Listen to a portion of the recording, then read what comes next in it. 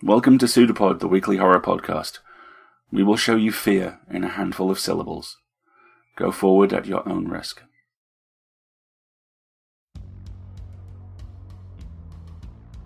PseudoPod, episode 575, December 29th, although you may be hearing this a little before that, 2017. This week's story, Christmas Present, by Ramsey Campbell. Hello everyone, and welcome to PseudoPod, the weekly horror podcast. I'm Alasdair, your host, and this week's story comes to us from Ramsey Campbell. It originally appeared in the NAMELESS PLACES anthology in 1975, followed by the Year's Best Horror Stories Series 4 in 1976. A slightly different version of the story was broadcast on BBC Radio Mersey-side on December 24th, 1969, read by Gavin Richards, produced by Tony Wolfe, and with a special electronic score by Donald Henshilwood, and the story is thus dedicated to those three gentlemen. This presentation features audio production by your editor, Shawn Garrett, using some sounds from Freesound.org, and dedicated to Zoviet France, the Sisters of St. Francis Academy, and the 1971 film The Nightcaller. Ramsey Campbell is a British writer considered by a number of critics to be one of the great masters of horror fiction. And you know what? They're right. Ramsey has been active in the field for decades, and his work is consistently defined by three things: a brutal emotional honesty, a bone-dry sense of humour, and an incredible eye for the unsettling. He is one of the modern masters, and just as we are always honoured to have an author on this show, we are particularly honoured to have someone like Ramsey close out the year for us. So, thank you, sir. We're also fantastically honoured to have Mr. Philip Lunt narrating this week's episode. Hailing from the rain-sodden northwestern wastelands of England, Phil Lunt has dabbled in many an arcane vocation before now. From rock star to conveyor belt scraper at a bread factory, Easter egg wrangler at Woolworths to world's worst waiter. He's currently a freelance designer, actor, and sometime writer-editor. For his sins, he's also the current chair of the British Fantasy Society and a supporter of Bolton Wanderers. When it comes to the Wanderers, he's on his own, but as a BFS member, I can reveal that Phil is without a doubt the best president that organisation has had in many, many years. He's still considering becoming an astronaut when he grows up. Me too, buddy. And you can follow him on Twitter at Phil_LUNT. And a special shout out before we get into this to Shawn Garrett. Shawn is our lead editor. He is a horror scholar, the likes of which I have never previously encountered. I learn something every time I talk to Shawn. He's amazing, and he really, really worked hard on the audio bed for this episode. Outstanding work, Shawn. Thanks for everything you do. So, with all of that out of the way, and presumably the turkey almost consumed, in which case, why is it moving? We have a story for you, and I promise you, it's true.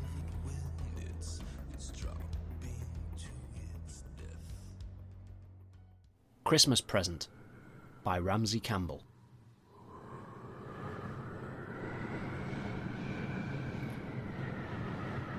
You scarcely notice Christmas in Liverpool Lake, except that there are more parties. On Christmas Eve, I made my way early to the pub. As I hurried along Gambier Terrace, I glanced up in search of partygoers, but most of the rooms of students and writers of ephemeral verse were unlit, blackly rattling in the wind which swept up from the river around the horned tower of the Anglican Cathedral and across the sloughed graveyard, recently scraped clean of graves. Still, by 10 o'clock in the Grapes, bottles of California Chablis were gathering on the tables. My table had collected 3.5 of anonymous Riesling. Not that I knew all of the people behind the names, only Bill and Les and Desmond and Jill, just back from London for Christmas, whose hand I was holding. I couldn't place the mute student on the other side of Jill. I'd caught his name and let it drift away among the stained glasses. He was one of those people you always seem to meet in the neurotics ward of O'Connor's Tavern or arguing with the Marxists at the Phil. A face everyone knows and nobody can name, and I didn't know what to do with him. We hadn't objected when he joined us, thrust smiling hopefully against our table by the deafening scarved crowd, a drooping streamer supporting his head like a red chin strap. But he'd shown no inclination to provide a bottle. I couldn't bring myself to say, look, there are enough of us already. It was Christmas. Perhaps if we waited he might go away. But at other tables groups were clutching bottles like truncheons and rising. And outside, the first police cars were howling their way to Upper Parliament and Lime Streets. "We might as well go," I said, and stood with Jill, followed by the others. At last the student spoke. Jarred, I realised that I hadn't heard his voice, aggressive beneath the deprecating southern whine. "I've got a present here for someone," he told, his hands lurking under the table. I wanted to be sure it'd be appreciated. "Shall I give it to you then?" he asked me. "Do I take it you've been watching me to make sure?" I asked. "It was a nice thought," Jill said, squeezing my hand and watching my face. "Wasn't it?" I knew she needed to believe in the Christmas spirit. "Well, thank you very much," I told the student. "We're going back to my place for a party if you're free." "Great," he said. His hands ventured forth and passed me a small box wrapped in black paper, tightly sealed and sellotaped. "I'd like to be there when you open it," he said.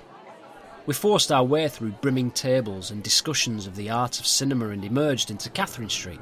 Fragmented by shadows of branches, hard and sharp as black ice, we made our way through to Gambier Terrace, but Diane and Beatrice were out, for the cacti clawed at an unlit window. For a second I thought I heard the Tin Choir Boys singing carols in the tree outside the JC Cinema, but as they faded, buffeted out of shape by the wind, I decided that they were trapped in a radio. Jill was peering through the hedge opposite the cathedral. Beyond, the Mersey glittered, and at Birkenhead the dinosaur skeletons of cranes had come down to the water to drink in darkness. My hand was frozen around the cardboard box. I hid Jill's in my pocket and we turned into Canning Street. As we did, I heard the student say, "Look at the face on that cathedral." We looked. An edge of the night wind slipped into me as I took in the image. The tower's horns had pricked up triumphant and mocking. The long windows were eyes drawn down and slitted into static evil. "I wish it had a mouth, then at least we could guess its thoughts," I said. "It looks as if it's shouldering its way up from the graveyards," Jill said, and then immediately, "Don't make me say things like that." "Don't worry," I said. "There no longer is a graveyard." "Thanks for trying," said Jill. "I've just been staring into that graveyard. If you hadn't pulled me away, I might still be there. Why is it so crowded? And why in heaven's name do they have to light it up at night?" "Come on, Jill, this is no party mood," I protested, and hurried her back to the corner of Hope Street, the others curving back in formation and following us like a tail. "They've cleared the graveyard out completely, I'll show you." "No, John, please don't," Jill cried. "Look, don't force her," the student intervened. "He's quite right, you know, no graveyard at all." Jill steered us back toward my flat. I nodded thanks to the student. "What is your name, by the way?" I asked. "I'll tell you later," he promised. "When you've decided in our favour?" I asked. "If you like," he said. "My God!" I shouted beerily, but Jill gripped my arm. "Look," she said, "we're being followed." "By what?" I asked. "Darkness," she replied. I persuaded myself to relax. Turning, I saw that the light at the end of Canning Street was unlit. Behind us our procession plodded. A dark figure, probably Bill, waved a bottle at me. Briefly I thought, surely there were only 8 more of us in the pub. How many are there now? But as they stepped one by one over the edge of the light, I saw that there were no more than 8. Certainly not the few dozen dark shapes that for a moment I thought I'd seen. When the second light went out, I said quickly to Jill, "Someone in the power station's stoned." "Surely they can't turn off individual lamps," she whispered. "Of course they can," I said, letting her cling to me as she strode on. The third light vanished almost before we reached it, transformed into a dwindling image of brightness receding like hope. Behind us the others shouted comments. There wasn't a car to be seen in Canning Street except the shells at the curb, and there were 2 more lights ahead to be passed. Jill was almost running, snatching at the light before it was extinguished. I gripped my present and hurried with her. Beside her, the student moved with us. His face suggested an expression which I couldn't read. As it seemed about to identify itself, a fist of darkness clamped over his face. We were running. His face reappeared, expressionless, and we'd reached my flat. I glanced back. The others, however many there were, arrived panting. On the steps I hesitated, staring back along the fake Regency facades. Surely some of the houses had been lit when we passed. But an incoherent singing bus weaved past on Catherine Street, my key slipped into the lock and we piled inside. Jill and I plunged straight into the party, filling glasses where I'd placed them ready on the mantelpiece, sweeping up my abandoned afternoon's manuscript and burying it in the bedroom beneath coats, drawing back the curtains to attract those who might still be wandering with bottles, lighting the fire and throwing up the window. A record smacked the turntable and caught the needle. A bottle drained, conversations intertwined, laughter sprang up. Someone was dancing. A corner of my Beatles poster tore from the wall, but I'd meant to throw it out a month ago. Jill and I leaned against the chiming mantelpiece and sipped. Jill saw the student before I did, standing at the open window, staring down the lightless street toward the cathedral. As the next record hung alert for the needle, Jill cried, "Listen, everyone! John's had a present!" "Well, open it," Bill called. I took the sealed box from among the glasses on the mantelpiece, but the student turned. "No, not yet," he said. "Wait until midnight." "Why midnight?" Bill demanded. "Christmas Day," he replied. "Well, that's right," Bill agreed. "That's tradition." "Tradition," Jill hissed. I could feel her tensing. "Come on, Jill, sit down, love," I said. But Bill called, "What's wrong with tradition?" "Oh, not tradition," Jill said from the couch. "Myths. How can we all stop for a couple of days and get stoned on the myth of human fellowship when people are being murdered in Vietnam?" "Oh, come on," Bill said, offering a bottle. "Never mind that for now, it's Christmas." "In Vietnam too?" Jill asked. "You can't ignore myths," the student interrupted. "A war is a clash between a myth and its antithesis." "Don't be pretentious," Jill said. "All right, you stay on your debating society level, but you wait. I'll show you that myths are dangerous," the student said. Jill recoiled. The arrested dancers looked uneasy. "That's a hell of a generalisation," I intervened. "How dangerous?" "All belief needs is a mob to give it form," he said. "Listen, mate, there's nothing more frightening than people gathering around a belief, and I'll tell you why. Because if a belief exists, it must have an opposite. That exists too, but they try to ignore it. That's why people in a group are dangerous." He'd given me a present, but I couldn't resist saying, "In that case, I'm surprised you came here." "Ah, well," he said, "I'm safe now." I think all this was above most of our heads. The second record had fallen unheard, but the touch of the needle on the third galvanised us all. We danced frenetically. Someone tried to draw the student into the dance, but he shook her off and returned to the window. As I whirled with Jill, I saw him push the window up and climb onto the balcony, his hair springing up against the darkness. The record spun to a climax and lost the needle, and in the suspended silence, we all heard the bell.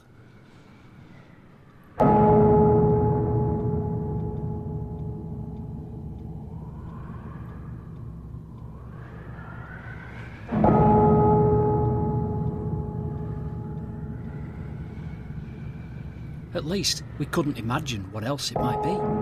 "It's the cathedral. What's wrong?" Bill demanded. For the bell sounded drowned.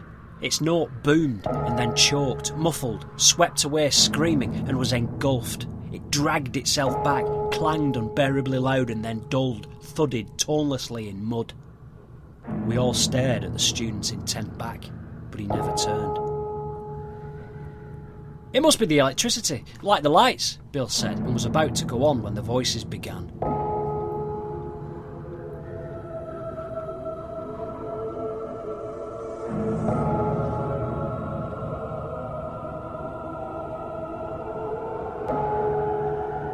"Carol singers," he said happily. Yes, we thought, carol singers, they can't be anything else. But there seemed to be so many coming up from the cathedral, an entire choir.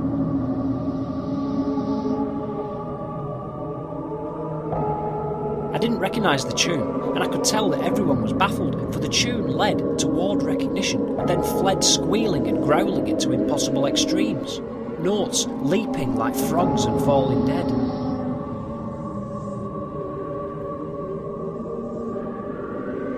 The voices squirmed between the suffocated tones of the bell, voices thin and cold as the wind, thick and black as wet earth, and paced toward us up Canning Street. "What are they singing?" Bill said desperately. "Does it matter?" Jill muttered.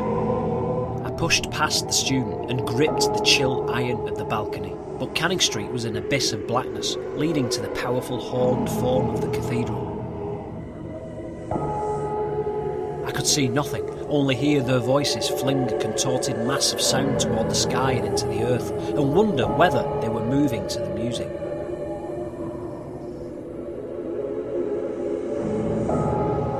I could only imagine their faces turned up to me as they chanted and knocked at the door beneath my feet. When I thrust my head back through the window, it was too late. "I'll go and give them something," Bill said. "After all, it's Christmas." And he'd gone. Nobody else moved. Perhaps they were right. Perhaps Bill was right. The bell swung, reverberating through the sky.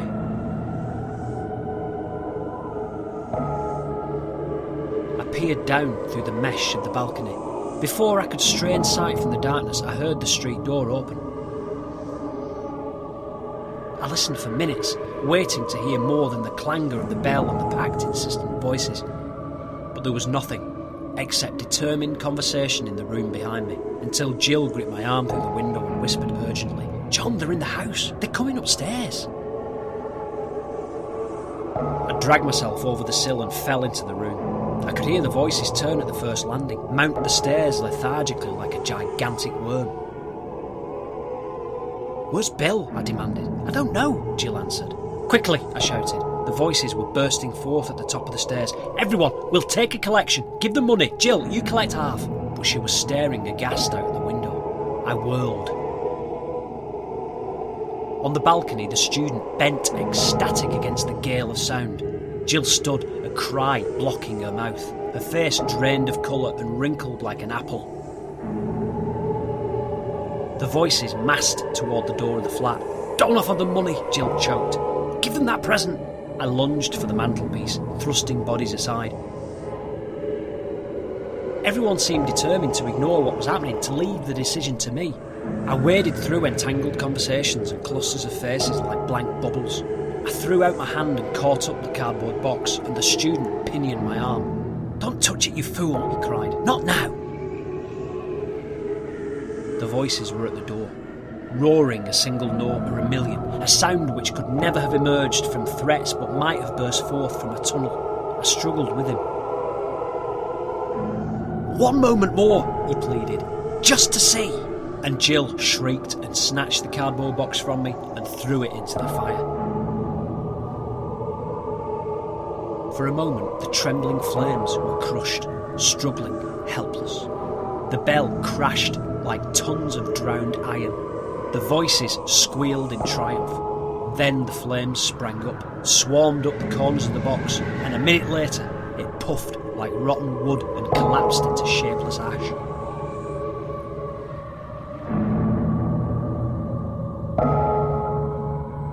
The bell swung up into an aching silence.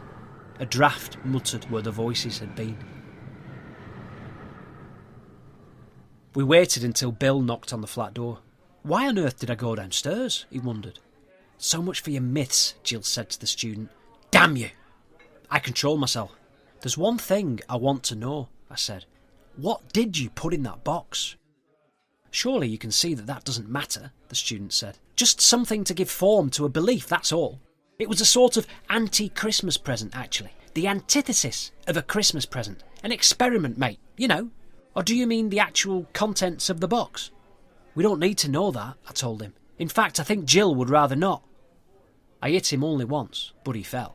"Here, hang on," Bill protested. The others looked away.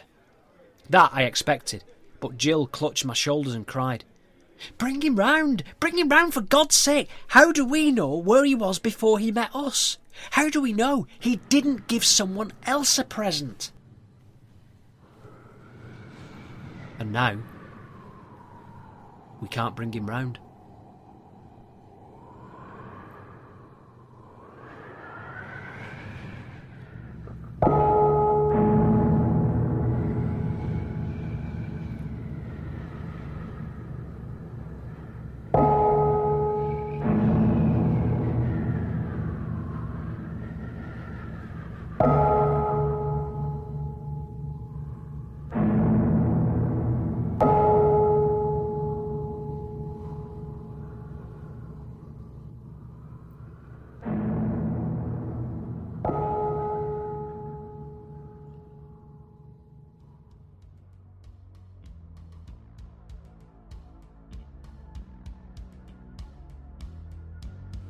And sometimes the world ends with jollity and Christmas cheer.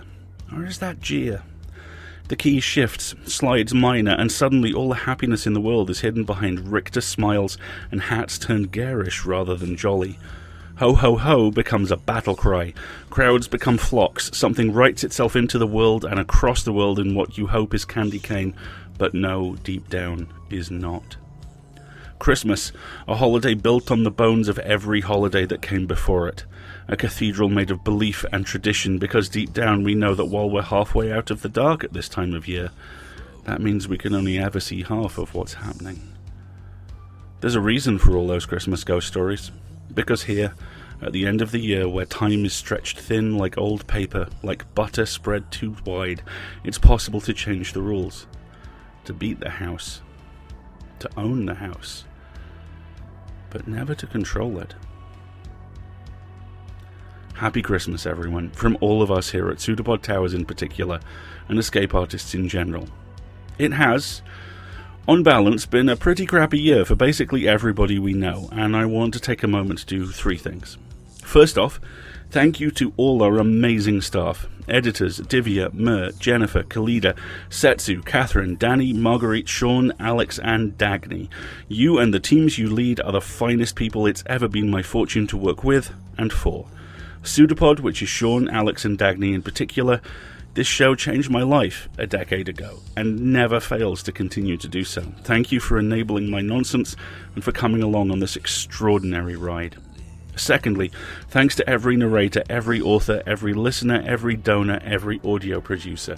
In particular, I want to single out the PseudoPod audio production team, which, if I remember correctly at the moment, is Chelsea, Marty, and on occasion, I believe we still have Graham. All of you have done incredible work, often under challenging conditions this year, and I wanted to say thank you from all of us and how much we appreciate it. Also, thank you to Suffixi, to Ross, to Brooke, to Nika, to the inimitable Dave Robertson, to the amazing Mike Headley, and the incredible Sandra Odell, whose presence in my life plays like a benevolent conspiracy of awesomeness. Most of all, to Marguerite, a Californian dynamo of positivity, brilliance and humour who lights my life up like a North Star that knows all the words to Back in Black. Love you, baby. Happy Christmas. And lastly, to you. We're only here. We can only be here because you are. Like the Player King in the forest in Rosencrantz and Guildenstern are dead, we need an audience to be real. We need an audience to pay bills too, and if you can, please donate at pseudopod.org and click on Feed the Pod, or via Patreon. This is a thin time of year for us, and we do need it. But most of all, we need an audience, because without that, we're not whole.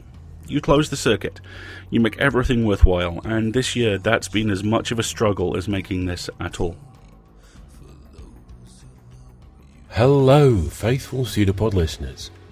We'd just like to remind you that we've produced extra episodes of PseudoPod in our Century of Horror showcase from last year that are available to subscribers only.